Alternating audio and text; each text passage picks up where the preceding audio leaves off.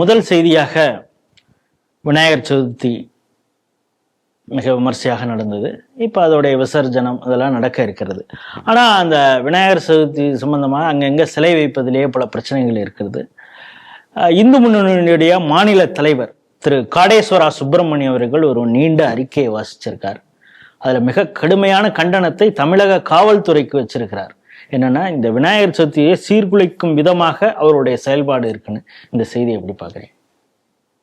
அது தமிழக சூழல்ல நீங்க ஒரு அரசியல் கட்சியோ இல்லது இந்து முன்னணி மாதிரி ஒரு இயக்கமோ, பல்வேறு இயக்கங்கள் இருக்கு. திராவிடர் கழகம், முஸ்லிம் முன்னேற்ற கழகம், கிறிஸ்துவ ஜனநாயக முன்னணி, இந்த மாதிரி பல்வேறு அமைப்புகள் இருக்கு. வன்னியர் சங்கம், இந்த மாதிரி ஊர்பட்ட மக்களுக்கு அது எந்த மக்களுக்கோ ஏதோ ஒன்று செஞ்சிட்டு இருக்காங்க. அதில் நான் பார்த்த வரைக்கும் என்னுடைய இந்த 40 வருட அனுபவத்தில் இந்து முன்னணிக்கு வேலை செய்கிற மாதிரி ஒரு சிக்கலான, ஒரு ரொம்ப சென்சிட்டிவான, அதுவும் வந்து கம்பி மேலே நடக்கிற மாதிரி, கத்தி மேலே நடக்கிற மாதிரி, ஒரு எப்போதுமே ஒரு ப்ரெஷரோடையே வேலை செய்யணும். இங்கே இந்து முன்னணிக்கு தனி மாநகர தலைவராக நம்முடைய அருமை நண்பர் இளங்கோவன் இருக்காரு, ஊடக தொடர்பாளரும் இருக்காரு. நீங்கள் அவரோட ஒரு நாள் இந்த விநாயகர் சதுர்த்தி டயத்தில் போய் பாருங்க. அப்போ வந்து அவருக்கு 48 மணி நேரம் வேணும். ஏன்னா கார்த்தாலேருந்து ராத்திரி படுக்க போனதுக்கு அப்புறமும் பிரச்சனை. சாதாரண நாளில் பார்த்தீங்கன்னா ஒரு சாதாரண இந்துவாகிறது எவ்வளோ பிரச்சனைங்கிறது ஒன்று, நீங்கள் கன்னியாகுமரி ஜில்லாவில் இருக்கணும். அங்கே தான் வந்து சுற்றி சர்ச்சை வச்சு குருசு கட்டி பாடி உங்களை வெறுப்பேற்றி உங்களை சமூகத்தில் வந்து உங்களை புறக்கணித்து இந்த ஊரை விட்டு ஒதுக்கி வைக்கிறது நம்ம ஊர் பஞ்சாயத்துலலாம் முன்னாடி இருக்கும். அந்த ஒதுக்கி வைக்கிறதுலாம் வந்து இன்னைக்கு எழுதப்படாத சட்டமாக இருக்கிறது கன்னியாகுமரி மாவட்டத்தில். காரணம், ஒரே காரணம், நீங்கள் சங்கின்னு அறியப்பட்டீங்கன்னா, நீங்கள் இந்துவாக இருந்து, நீங்கள் திமுக இந்துவாக இருந்துட்டீங்கன்னா, காங்கிரஸ் கம்யூனிஸ்டில் இருக்கிற இந்துவாக இருந்துட்டீங்கன்னா, நான் காங்கிரஸில் இருக்கிற 1-2 இந்து கூட ஷாக்காக போயிருக்கேன். ஊடகத்தில் வந்து பேசுகிறவனும் எனக்கு பழக்கமானவங்கள என்னால் சொல்ல முடியும். சட்டமன்றத்தில் போய் காங்கிரஸ் சார்பில் தேர்ந்தெடுக்கப்பட்டு போனவங்களும் சுயம் சேவகனாக இருந்து எம்எல்ஏக்கு போனவனா தெரியும். காங்கிரஸில் கூட நீங்கள் பெரிய அளவில் நீங்கள் இது பண்ண முடியாது. ஒன்றும் ஊப்பியாக இருக்கணும், இல்லை உண்டியல் கொள்கையாக இருக்கணும், இல்லை நீங்கள் வந்து சொரணையற்ற இந்துவா அவங்க சொல்கிறதெல்லாம் கேட்டுக்கிட்டு நடந்தீங்கன்னா நீங்கள் இந்துவாக இருக்கலாம். பெயர் தாங்கி இந்து, அந்த மாதிரி கன்னியாகுமரியில் அவ்வளவு பிரச்சனைகள் அங்கே.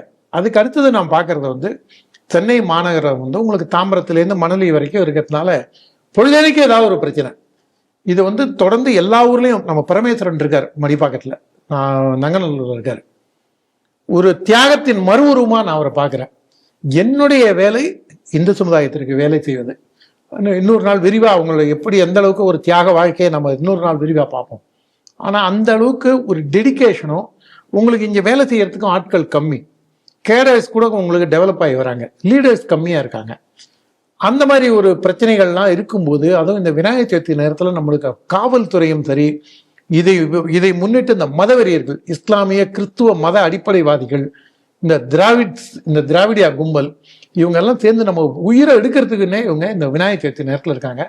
காவல்துறை நேர்மையாக செயல்படுறதை விட்டுட்டு உள்நோக்கத்தோட, என்னைக்கு விநாயகர் சதுர்த்தி 1983 நினைக்கிறேன், மேற்கு மாம்பலத்தில் சத்யநாராயண பெருமாள் கோவில் வாசல்ல குட்டி கணேசன் அவங்க வீட்டு வாசல்ல ஒரு களிமண் பிள்ளையாரை வச்சு ஆரம்பிச்ச அந்த வருஷத்துல இருந்தே உங்களுக்கு போலீஸ் தொந்தரவு. ஏன் வீட்டு வாசல்ல பிள்ளையார வச்சிருக்கீங்க, அது ஏன் களிமண்ல தண்ணி ஊற்றி இது பண்றீங்க, அங்க கொண்டு போய் உங்களுக்கு இன்னொரு தகவல், அந்த விநாயகர் கரைக்கப்பட்ட இடம் வேங்கேஸ்வர கோவில் குளம், அப்போ குளமாவே இருந்திருக்கு. அன்னியிலேருந்து இந்த முதல் விநாயகர், களிமண் விநாயகர் மேற்கு மாம்பலத்தில் குட்டி கணேசன் பிரதிஷ்டை பண்ண அன்னியிலேருந்து இன்னைக்கு இல்லை, அடுத்த வருஷமும் கூட இதே மாதிரி பிரச்சனைகள் இருந்துட்டே இருக்கும். ரங்கராஜபுரம் பகுதியில் ராகவேந்திரா கல்யாண மண்டபத்தில் அஜீஸ் நகர் கட்சி ஆஃபீஸ் இருக்கிற இடத்துலேருந்து ரங்கராஜபுரம் அந்த அம்மன் கோவிலை தாண்டி வரிசையாக ஒரு 20 விநாயகர் வச்சுருந்தாங்க ஒரு 30 வருஷம் முன்னாடி. இரவோட இரவாக வந்து தீய சக்திகள் நெருப்பு வச்சுட்டு போயிடுறான். நீங்கள் பிரச்சனைகள் தொடர்ந்து இன்னைக்கு தான் பிரச்சனைங்கிறது இல்லை, ஆனால் இப்போ இருக்கக்கூடிய பிரச்சனை இன்னும் கொடூரமான பிரச்சனை. நீங்கள் இந்த பஸ் ரூட்டு போகிற மாதிரி பாருங்க. நம்ம அண்ணா இவருங்க காரேஸ்வரா அறிக்கையில் இல்லாத இன்னொரு இடத்த சொல்கிறேன். ஆர்டி பிரபு இருக்கான், நம்ம அன்பு தம்பி. அவன் வந்து அந்த தட்டாங்குளம் அந்த பகுதியில் விநாயகர் வைக்கிறான். அங்கே போலீஸ் வந்து பிடுங்கி வேனில் ஏற்றி முயற்சி செய்கிறாங்க. மக்கள்லாம் திரண்டு அங்கே போராட வராங்க. அந்த ஏரியாவில் ஆரம்பிச்சு அதுக்கு அடுத்தது நீங்கள் வந்தீங்கன்னா சென்னையிலேயே குளத்தூர் விஷயத்தை பின்னாடி திரும்பி வரேன். குளத்தூருக்கு அடுத்தது சூளைமேடுக்கு அடுத்தது இது பேட்டை, முத்துப்பேட்டை, ஜாம்பவானோட, பட்டுக்கோட்டை, திண்டுக்கல், அதுக்கப்புறம் வந்து இதுல அணுமின் நிலையம் இருக்க கூடங்குளம், ராதாபுரத்தை ஒட்டி அப்புறம் இது இந்த ஒரு நம்பி மடம் இருக்க, அது என்ன ஒரு ஊர், இது அந்த ஆரல்வாய் மொழிக்கு முன்னாடி ஒரு டவுனு, ராதாபுரம் இல்ல ஒரு நாங்குநேரி, பட்டர்புரம், ஸ்ரீ அல்லல் காத்த விநாயகர் கோயில். இந்த மாதிரி நீங்க பஸ்ல வந்து நீங்க ரூட் போட்டு போற மாதிரி எல்லா ஊர்லயும் பிரச்சனை. அதுல அடுத்த கொடூரம் என்னன்னா, கொடுமைன்னு சொல்லி கோவிலுக்கு போனா அங்க 2 கொடுமை கூத்தாடிட்டு இருந்துதான். அந்த கதையை காவல்துறையில போய் நம்ம புகார் கொடுக்க போனா ஒரு அதிகாரி ஓப்பன் மைக்கில் என்ன சொல்றாரு, போன வருஷம் எத்தனை விநாயகர் வச்சானுங்களோ இந்த லிமிட்ல, அதை விட ஒரு விநாயகராவது கம்மியா இருந்தா நான் உனக்கு கிஃப்ட் அனௌன்ஸ் பண்றேன், உனக்கு I will take care of your reward கொடுக்குறேன் உனக்கு. ஆனா ஒரே ஒரு பிள்ளையார் எக்ஸ்ட்ரா வந்துட்டா நான் உனக்கு வேற ஏதாவது ஒரு ஃபேப்ரிகேட்டட் அலிகேஷன் சொல்லி உன்னோட பொறுப்புல இருந்து கீழே இறக்கிடுவேன். எந்த அளவுக்கு ஒரு குரூர மனப்பான்மை, இந்து மதத்தின் மீது எப்படி ஒரு கேடுகட்டத்தனமான ஒரு வெறுப்பு. இதுக்கெல்லாம் காரணம் என்ன? நான் வந்து கொசு மாதிரி, டெங்கு மாதிரி, மலேரியா மாதிரி அழிக்கப்பட வேண்டியது சனாதனம், நான் அழிப்பேன்னு சொல்லி ஒரு பைய பேசினான். அதனாலதானே இவங்களுக்கு அந்த தெம்பு தைரியம் எங்க இருந்து வருது? இப்ப அதுதான் காடேஸ்வரர் அவர்களும் கேட்டிருக்காரு. இதே போல வேளாங்கண்ணி யாத்திரை செல்லும் பொழுதோ அதோட எண்ணிக்கை அதிகமாக கூடாது, பக்ரீத்ல இந்த தடவை குர்பானி அதிகமாக கொடுக்க கூடாது அப்படிங்கிறது மாதிரியான எந்த சட்டத்திட்டமும் காவல்துறை போடுறது இல்லையே அப்படின்னு. நான் ஒரு 10 நாள் முன்னாடியே அடையார் போயிட்டு ஏதோ ஒரு வேலை, அதுக்கு அடுத்த நாள் கிளம்பி ஓமாமூர் போனேன்.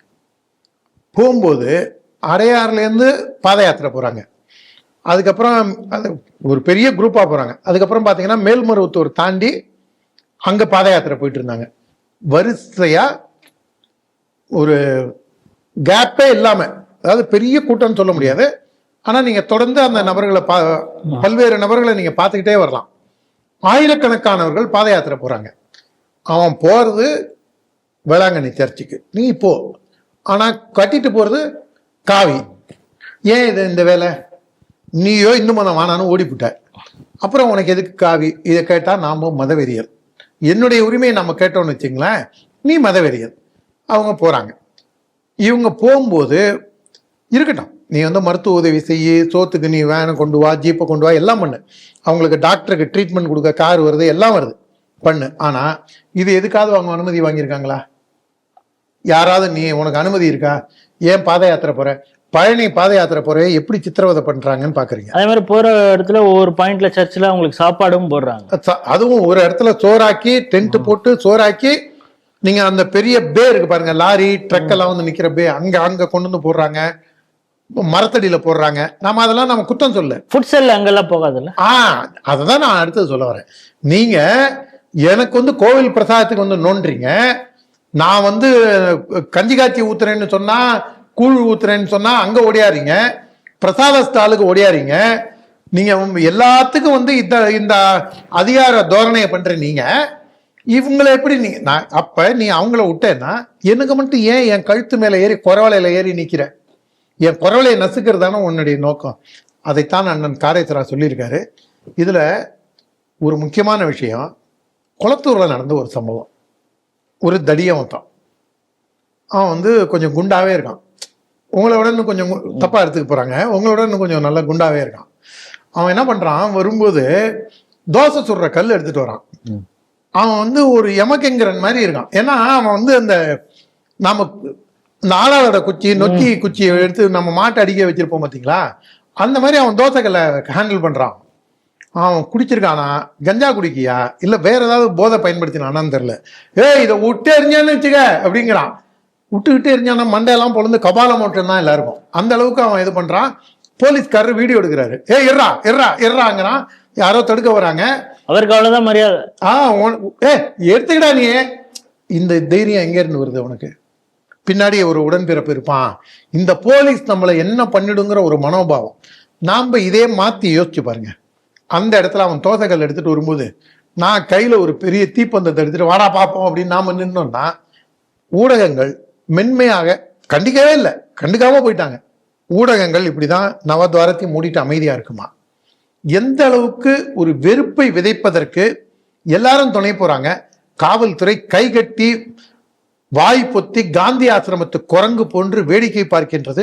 இது சமுதாயத்திற்கு நல்லதல்ல.